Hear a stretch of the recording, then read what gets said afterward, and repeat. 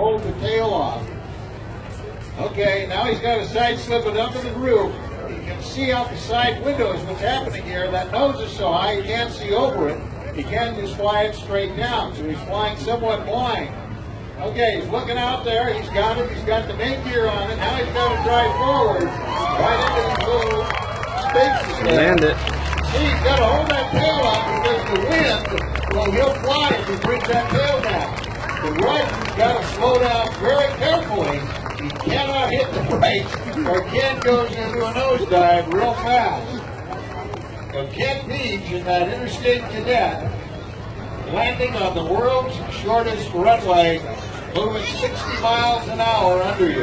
That's pretty darn good.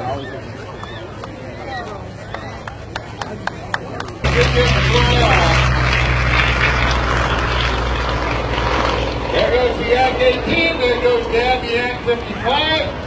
Look at that simultaneous rolls on takeoff.